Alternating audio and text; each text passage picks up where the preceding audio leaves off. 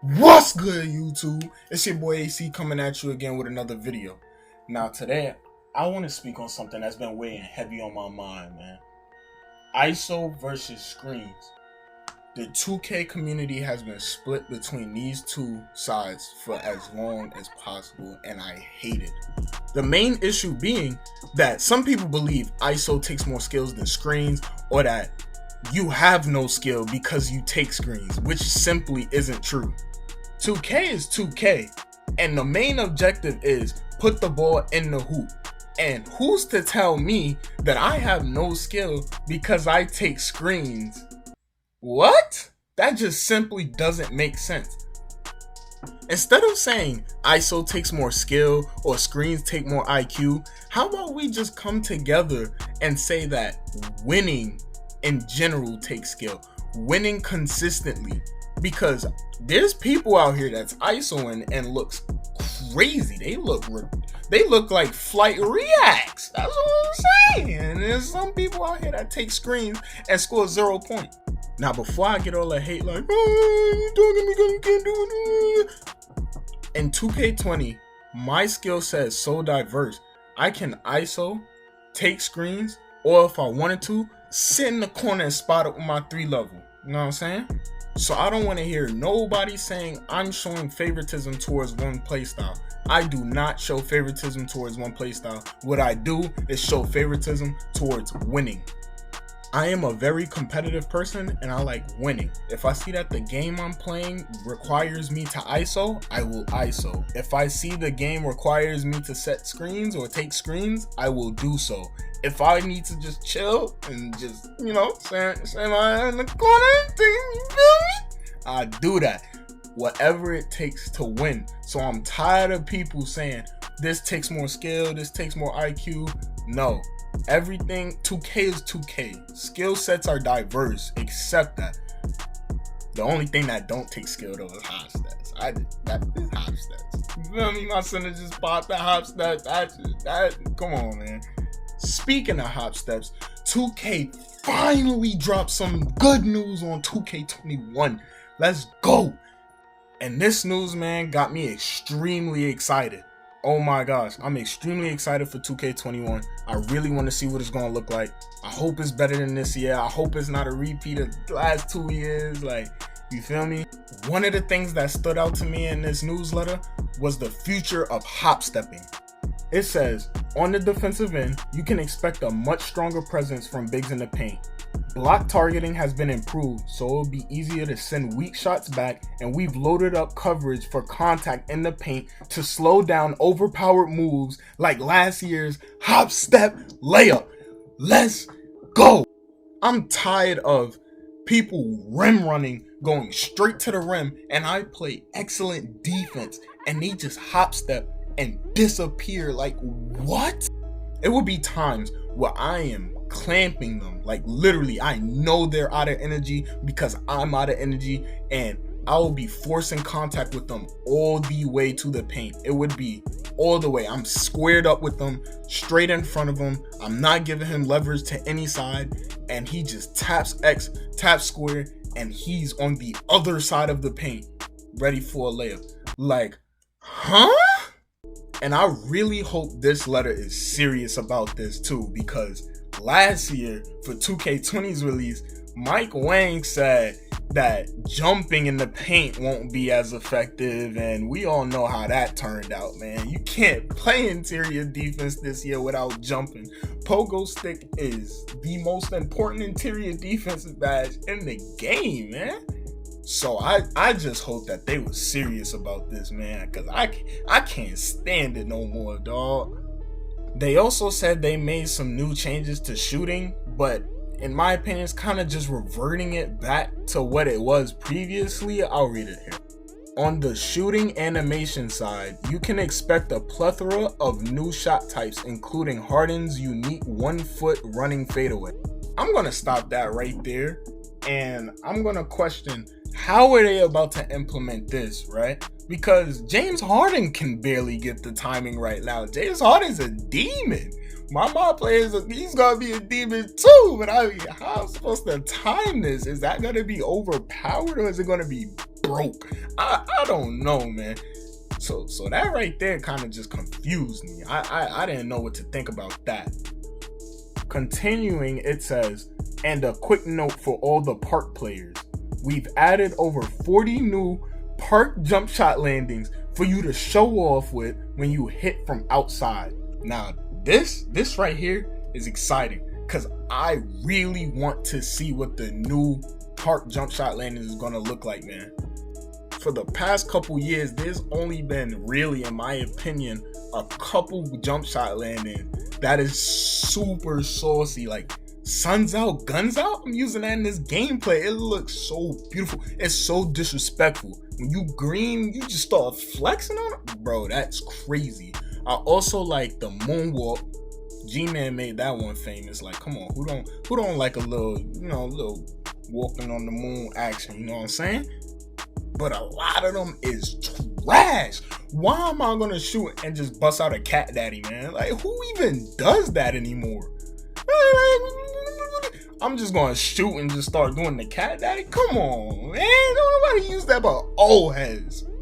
So that right there just got me really excited because I love to play park and I just want a new aesthetic, man. I just want it just to look beautiful, man. So there better be some great jump shot landers, because if not, oh boy. The newsletter also touched on my player building, sort of. It says, I had the opportunity to jump on a Zoom call with cover athlete Damian Lillard a few months back. He is a huge 2K gamer and had tons of feedback ideas for 2K21. But his biggest request, being able to make an oversized point guard in my career. So for all you Penny Hardaway wannabes, okay, you have Dame to thank for that, as we have upped the max height for point guard to 6'8". First of all, rude. Just because I want to make a tall point guard don't mean I gotta be Penny Hardaway, you know what I'm saying? Penny Hardaway was nice, but dang, you just gonna call me a wannabe like that? Second of all, I really don't know how to feel about this, because are they gonna up the max height for every build, or are they just gonna up the max height for point guards? Because if we just doing that, then there is no point of making small forwards next year. There's no point of making those builds. Just make a strong point guard. Another thing I thought about when I heard this was, is it going to be like 2K17, 2K16, where we got damn near 7-footers over here going crazy, speed boosting, hop stepping, breaking ankles? Like that right there was a little confusing to me. So I don't know how to feel about that, but I know that made a lot of people happy. The newsletter continues by saying, Dame continued to share his likes and dislikes of gameplay, which we then added to the running wish list that we already had from the community. After compiling all the feedback, we came away with a great list of items that we knew the community wanted to see improved. Example, long passes down court sailing out of bounds, and came up with skill-based solutions that would be more fun and fair for everyone. Now, what does this even mean?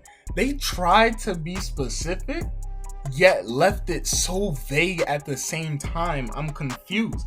I want to know how they're going to make it better. Are they just going to take it out the game entirely? Or are they going to have like a Madden system where, depending on which way you're holding your left stick, that's where you're going to throw the ball?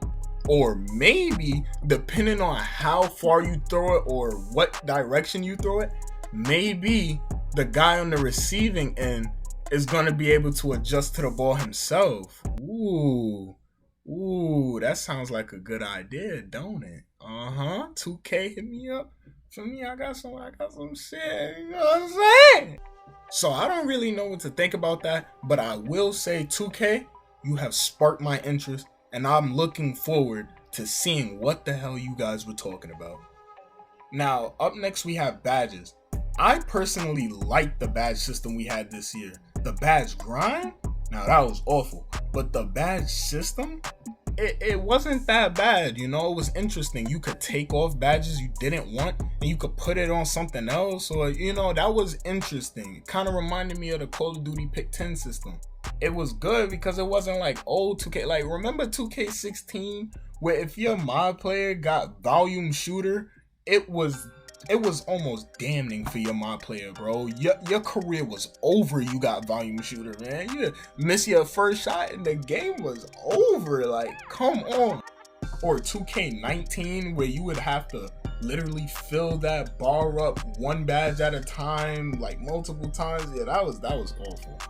So I thought it was good, and 2K agrees with me. They also thought it was good because they said, seemed like everybody was a big fan of how we redesigned the badge system last year with the ability to swap badges in and out as you upgrade. That's returning for 2K21. That's good, man. Like, you know, I didn't have a problem with the badge system this year. The badge grind and some of the badges were retarded, but it wasn't that bad of a system, man. And I'm glad that it's returning. And they go on by saying, throughout the life of NBA 2K20, we collected telemetry data that gave us a detailed breakdown of what badges people were equipping for certain builds and which ones weren't being used as much. Now that's also good news, because some of the badges this year, like I said, was stupid, man. Like, who in their right mind was using Pump Fake Maestro? Really? Like, come on. Like, there was badges, Fast Break Finisher. Like, what am I gonna do with that? Pass Fake Maestro. Like, come on, man. Some of the badges this year were just straight up useless. Like, really bad. But on the other hand, some of them were overpowered. So I want to know what 2K is going to do about that. And I'm talking about the overpowered ones like Fancy Footwork and Intimidator and Pogo Stick. Like, what are they going to do with those badges? Up next, they say, I think you'll find that more badges will have merit and fight for a spot in your badge loadout, giving you more effective tools to take over games in a more varied fashion. And here's some good news that I know the community will appreciate. We removed Quick Draw and put release speed back into Jump Shot Creator. Now, for those of you that just started playing 2K this year, you may not know what this is referring to, but last year, everybody had the same default release speed that was in the same height bracket. It was everybody shorter than 6'8" and everybody taller than 6'9". Those were the two height brackets that everybody was placed into. Jump shots, however, fluctuated between the different animations you chose, okay? So based on what jump shot you would create or what jump shot you chose, that determined on how fast your jumper was. Like, I remember last year, a lot of people used jump shot 11 as the base because it was just like the fastest base in the game at a point. So I believe this is good news for 2K because with the expulsion of Quick Draw, you won't have centers shooting just as fast as 6'2" point guards. Like, you know what I'm saying? Like, some centers with Hall of Fame shooting badges were shooting faster than small forwards, and, you know, depending on what pie chart you chose, almost depending on how fast you would shoot. Because everybody that chose green pie chart, one of the first badges you put on is Quick Draw, so you could get it off fast, you know? But if you revert it back to the way it was, then it'll require a little bit more, I guess you could say, insight or a little bit more thought into what jump shot you were picking. With this year, all everybody was worried about was, is the green window wide enough on the jump shot? Like, so everybody is using the same jump shot basically, or it really doesn't matter what jump shot you're using, because as long as you have Quick Draw, everybody's release speed is the same. So I guess I'm glad that they're going back to what it once was with this, because as it stands, it really doesn't matter what jump shot you choose. As long as you have Hall of Fame Quick Draw, you're going to get it up without any problem. Whereas once they go back to this other system, it makes you think more, like I said, about what you're going to put together. You're going to try and use all the fastest animations in the game and, you know, put a jump shot together to get the one up on your opponent. That can add a skill gap that is much needed in 2K, because it's so unfair that I have rookie threes hitting whites, and, you know, just because why not in 2K, you know?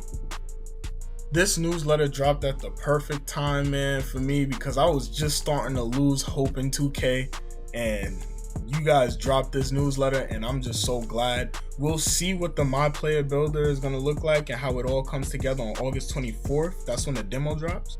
But let me know what y'all think, man. Don't forget to like, subscribe, and I'll catch y'all in the next video.